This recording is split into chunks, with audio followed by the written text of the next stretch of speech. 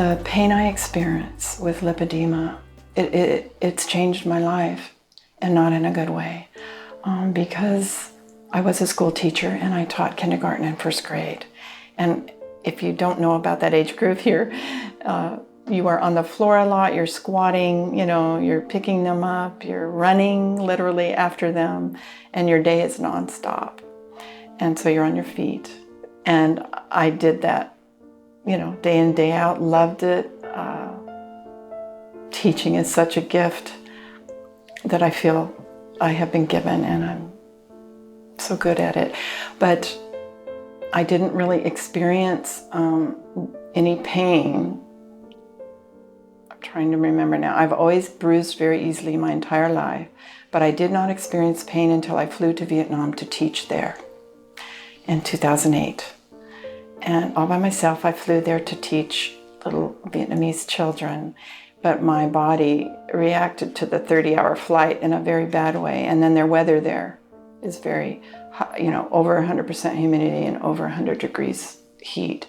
And that, I believe, is what triggered my lipedema and pain, excruciating, Mostly for me, it's from to the touch, it's from the knee to my ankle. The touch is it hurts, even just, say, a little kitty stepping on me.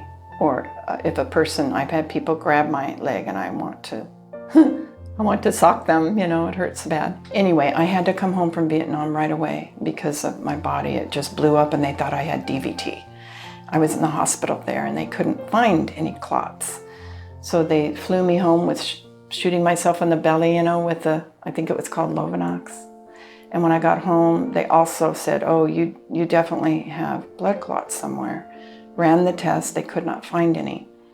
And they, of course, asked you all these questions, and I did not have the symptoms of other lymphedemic people.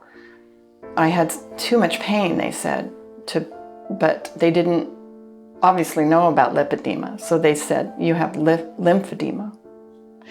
And they sent me for MLD and wrapping and compression hose. I could not wear the compression hose. I couldn't even get them on due to the pain. So I just said, oh, well.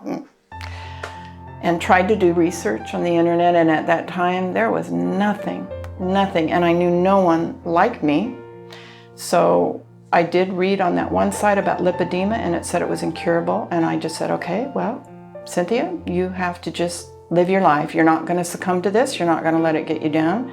So I took a teaching job right away at a school, teaching first grade, and immediately from the get-go was suffering. And I believe the doctor said, oh, well, you've got flat feet, and with your weight, it's made your feet worse, and they've collapsed. You have no arches now, and your tendons are diseased, and we need to do total foot reconstruction.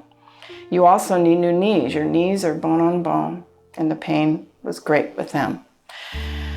He said, but we have to do your feet first.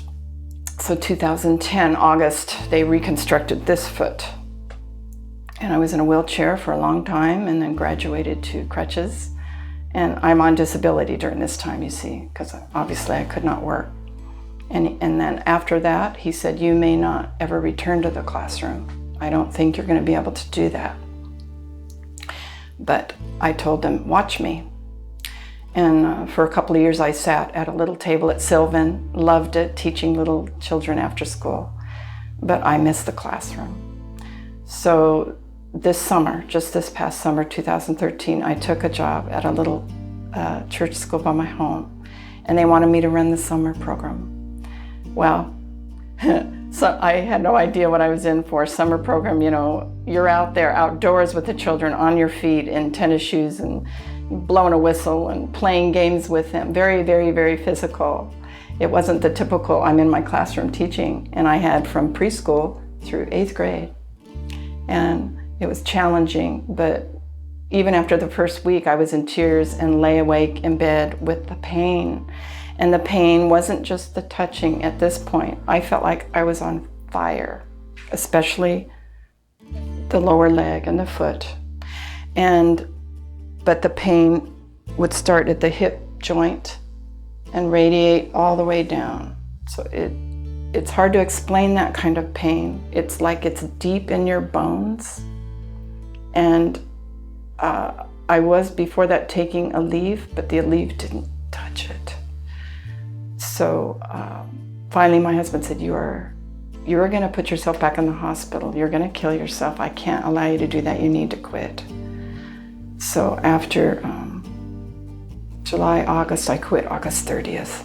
It crushed me because I want to teach. Sorry. So I quit and went on disability. I still have hopes of returning. But when I quit that job, I said to myself, there has to be something to help me. My husband sat me down and he said, I'm willing to do anything. He says, if I have to push you around in a wheelchair the rest of your life, I will. But I believe if you hop on that internet, you're gonna find some answers. And he says, maybe liposuction or something, I don't know. So I did, that Labor Day weekend, I hopped on the internet and I found Lipedema.com and I found Lipedema Sisters USA and the other groups on Facebook. And it brought me great hope. But the more I read, because I'm quite a researcher, and I mean, I spent hours and hours and hours on the laptop reading about the liposuction done in Germany and by the doctors and all you wonderful women on those Facebook pages. You have been my lifesaver. And I realize now that information is power. Education is power. And as an educator, I know that. I know how I can change someone's life by the education I give them. So I should not be sad about all this that I'm learning. I should be happy because not only may we be able to help my pain through, whether it's through liposuction or whether it's just by changing my diet or a combination of all those things, and maybe some of the supplements that Dr. Earps can help me to take. I do have hope now. And I mean, if I can't return to the classroom, I will accept that. And I will find another way I can educate. And if it can't be children, adults, I can educate women maybe and adults about lipedema and teach them how they can rise above it. And mostly though, I'm grateful and happy to be able to, I feel like I'm going to save my daughter's life.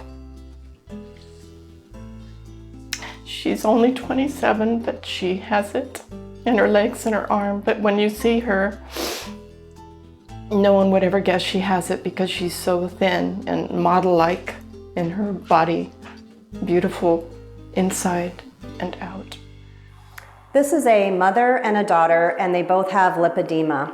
Lipedema is an inherited condition. It's passed down in families from mothers to daughters in an autosomal dominant manner. Usually in a family, all the daughters are affected, although a mother can pass it down to her son, who can then pass it down to his daughters. I want to point out that mom has lipedema stage 3. She has multiple lobules in her fat tissue and a cuff of fat at her ankle. Her Stemmer sign is negative on her ankle, meaning she does not have lymphedema. Her daughter looks completely normal. You would never guess that she has lipedema, but if you palpate here on her abdomen, she has nodular fat. If you palpate in the cubital space right here, she has nodular fat as well, and you can also find some nodules in the fat on her legs. Usually we think that women in a family with lipedema might have lipedema if they have trouble losing weight when they change their diet or exercise a lot, but they still can't lose the fat. If mom has lipedema and a daughter is having those problems, then it is very likely that that daughter also has lipedema. I just thought, oh, well, I just bruise easily on my calves. They're just very sensitive. And I just thought my legs were just bigger than the rest of me. You know, I've always had thicker ankles and I don't know, I just... like all the women in our family. yeah, I just kind of felt that it was hereditary and that was just how it was. Knowing that I have it, I don't know, I'm just very happy to know now that I have it because of my mom's situation, and that I can work towards managing it, and that I don't ever have to worry about getting to any of the other stages.